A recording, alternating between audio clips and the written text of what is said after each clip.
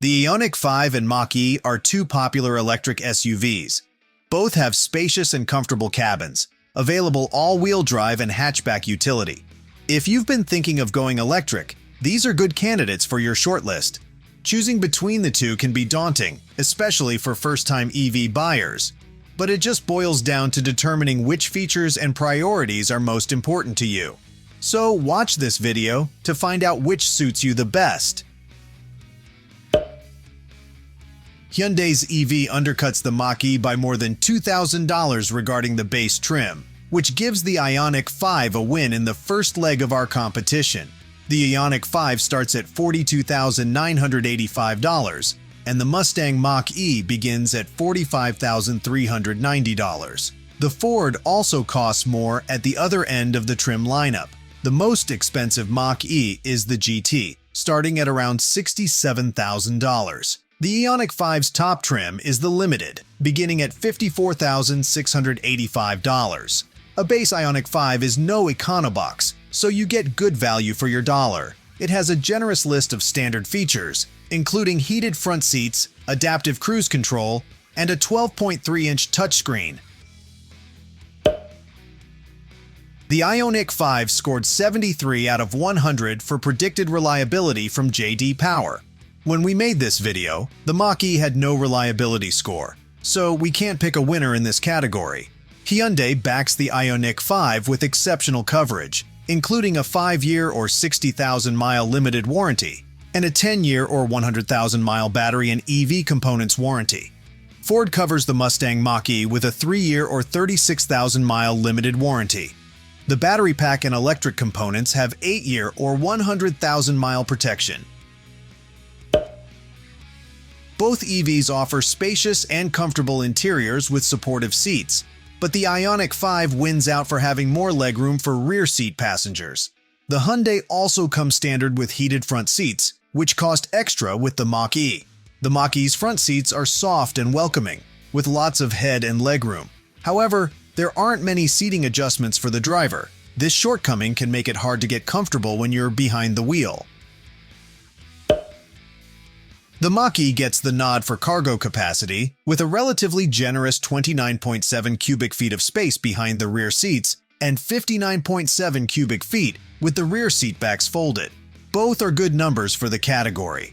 There's also a small front trunk with an additional 4.7 cubic feet of space. It has an integrated drain, making it a perfect place to stow wet gear. With 27.2 cubic feet of space aft of the rear seats and 59.3 cubic feet with them folded, the Ioniq 5 has a bit less cargo room than the Ford. Similarly, the Ioniq 5 also has an additional storage compartment up front, but it's smaller than the one in the Mach-E, and it has no drain. A contemporary interior design incorporating quality materials and lined with soft-touch surfaces gives the Mach-E cabin a modern, upscale look closer to luxury car standards than its Hyundai competitor. The Ioniq 5's minimalist cabin has a similarly modern appearance, but could hardly be described as upscale. Materials and overall quality are a step down from the standards set by the Mach-E. The Mach-E and Ioniq 5 are well equipped with standard features, including big touchscreens, Apple CarPlay, Android Auto, navigation, and more. In the end, the Mach-E gets the nod here thanks to a 15.5-inch touchscreen that is larger and easier to use than the 12.3-inch screen in the Ioniq 5. Ford's EV also comes with standard equipment that the Ioniq 5 doesn't, such as wireless smartphone integration and wireless device charging. The Mach-E has a base powertrain with 266 horsepower. With the Ioniq 5, the base powertrain generates 168 horses. That gives Ford's EV the advantage in base model power. Also, Ford's Mustang Mach-E offers more potent optional powertrains than the Ioniq 5. Hyundai's EV has available powertrains offering 225 and 320 horsepower. With Ford's EV, 4 optional powertrains are available, providing up to 480 horses. The Mustang Mach-E's GT and GT performance trims are the quickest, accelerating from 0 to 60 miles per hour in just 3.8 and 3.5 seconds, respectively. Standard range models with rear-wheel drive can sprint from 0 to 60 miles per hour in 5.8 seconds, dropping to 5.2 seconds with all-wheel drive. Models equipped with the heavier extended range battery and rear-wheel drive go from a standstill to 60 miles per hour in 6.1 seconds and 4.8 seconds with all-wheel drive. Though it can't match the best performers in the Ford's trim lineup, the Hyundai is no slowpoke, with a 0 to 60 time around or slightly under 5 seconds, depending on the trim. The Ioniq 5 has an EPA estimate of 127 miles per gallon of gasoline equivalent in the city and 94 miles per gallon of gasoline equivalent on the highway for the standard range model. The long-range version returns 132 miles per gallon of gasoline equivalent in the city, 98 miles per gallon of gasoline equivalent on the highway with rear-wheel drive, and 113 miles per gallon of gasoline equivalent in the city, 90 miles per gallon of gasoline equivalent on the highway for dual-motor all-wheel drive models. These numbers beat the Mach-E and are among the best for any electric SUV. With the Mach-E, fuel economy figures are closer to the average for an electric SUV. Standard range models with rear-wheel drive deliver up to 103 miles per gallon gasoline equivalent in combined driving. Extended range models return 91 miles per gallon of gasoline equivalent, and the more performance-focused GT returns 84 miles per gallon of gasoline equivalent. Thanks to a road trip-ready range of up to 312 miles in the California Route 1 trim with its 91 kilowatt-hour extended range battery and all-wheel drive, the Mustang Mach-E not only has slightly better range than the Ioniq 5, but it can also travel further between charges than most non-luxury electric SUVs. Other extended range trims are similarly impressive, returning between 260 and 306 miles depending on specification. Standard range trims can travel up to 247 miles with rear-wheel drive and 224 miles with all-wheel drive.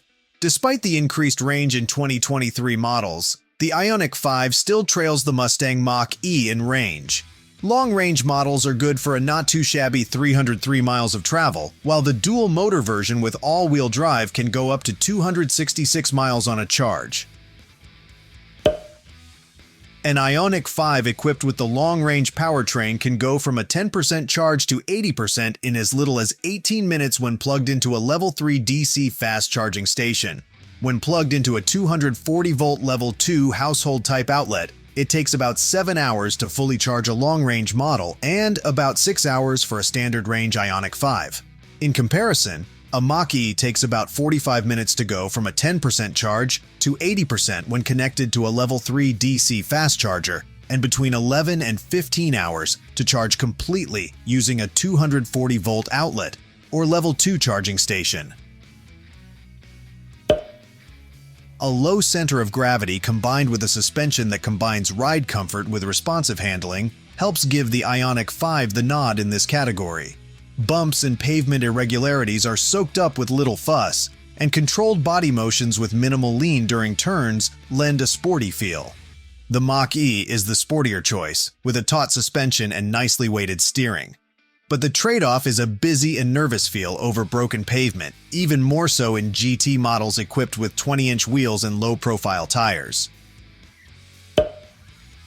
The Mach-E earned a 5-star overall safety rating from Euro NCAP and a top safety pick designation from the Insurance Institute for Highway Safety. However, it hasn't yet been crash tested by the National Highway Traffic Safety Administration.